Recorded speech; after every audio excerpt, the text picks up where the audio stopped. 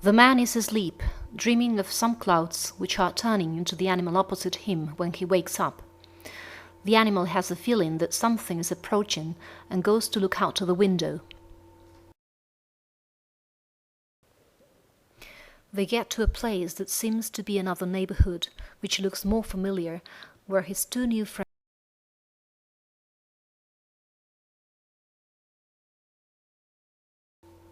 hands counting money.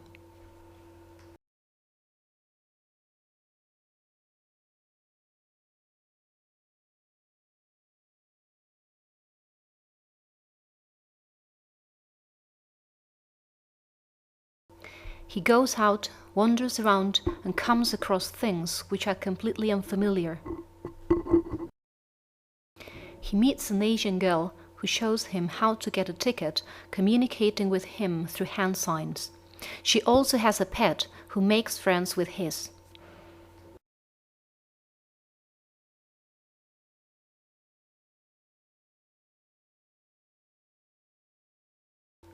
The girl showing him on the map. Both get on the vehicle.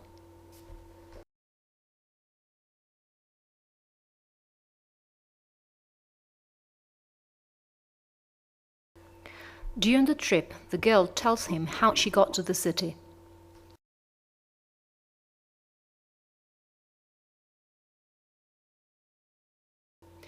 The girl talking to him about her past.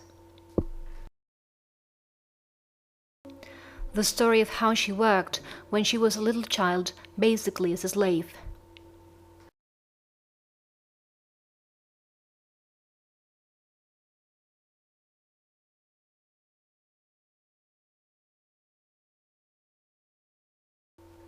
The girl's book is wrenched away from her by big, strong hands, and she is forced to work. The place where she works is like a big furnace where the workers, or rather the slaves, shovel coal into the boilers.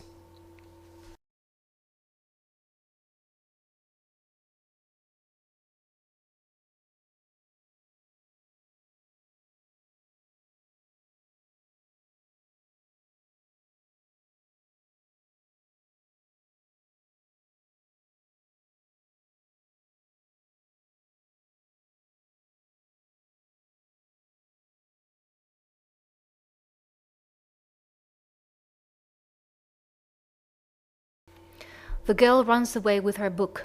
Once outside, she gets on a train secretly.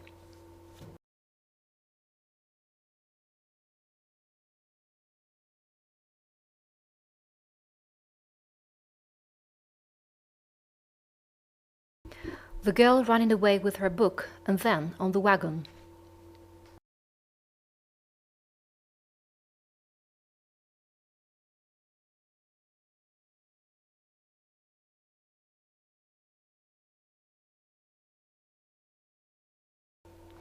The girl finishes her story and tells him that he must get off the vehicle. He says goodbye and gets off at the next stop, gaping at the flying ship he has just left. The man gazing open-mouthed at the strange means of transport.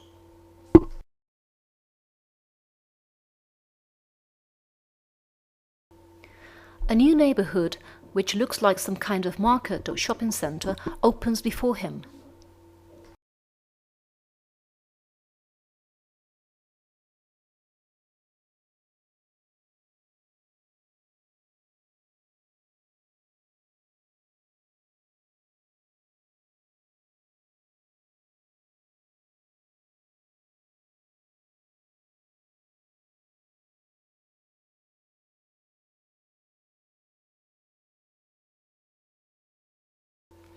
He goes into the market.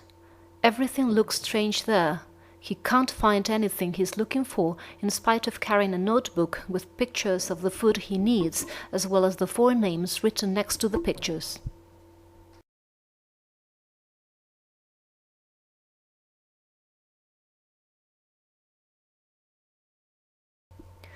The man glancing through his notebook and opening a drawer full of food, where there are some vegetables, perhaps? He meets the father and his son, who help him.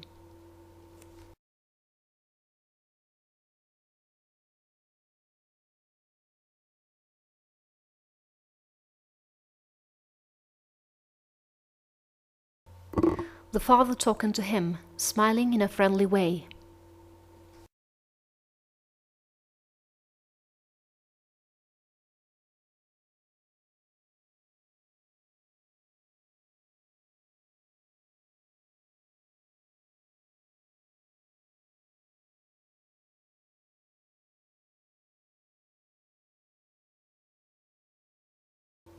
The man and his son keep showing him how many different kinds of food there are.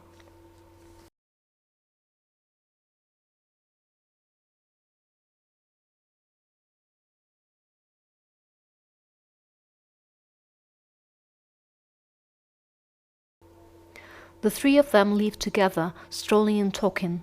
They reach a beach where there are some boats. The father talking and smiling at him, resting his hand on the man's shoulder.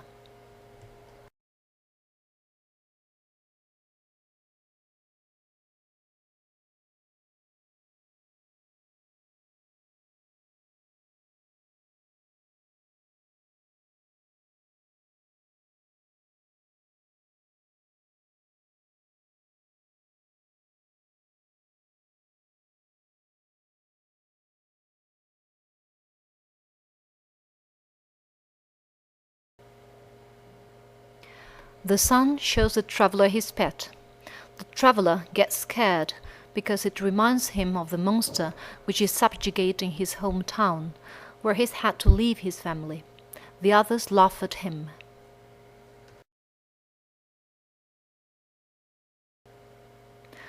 The man gets a fright when he sees a kind of tentacle going out of a pot, but it turns out to be the tail of a boy's pet.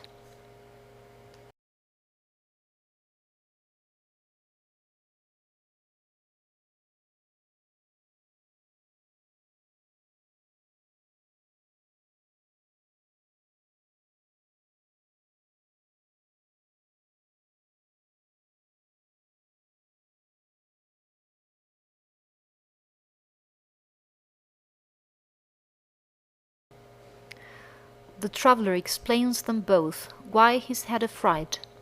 He tells them what the monster from his homeland looks like. The protagonist drawing the houses in his hometown and a huge jagged tentacle floating above. The other man tells the traveler the story of what happened in his own homeland, attacked by giant humanoids encapsulated inside some kind of welding helmets. They both realize they have undergone similar experiences. The man keeps on telling the traveler how he and his wife were once able to run away from the giant humanoids. Massive boots go past the drain under which they are hiding. After leaving their hideout, they find a completely different, hardly recognizable town. The man goes on telling his story and talks about a stranger who helped them escape from the giants. The man and his wife helplessly spying on the giants from a corner. The stranger shows them a way out and the route to follow in order to run away. Then he demands them to pay. The stranger gesturing for them to give him money. The man and his wife reach a beach where they take a boat and set sail for the city. After the story, the three of them, back in the present time, get on a boat. They get to a place that seems to be another neighborhood, which looks more familiar, where his two new friends may live. At last they arrive at the father and son's home, where the mother cooks a meal for them. The woman shakes hands with her guest, and then they drink a toast to their brand new friendship. Nice meal and good company.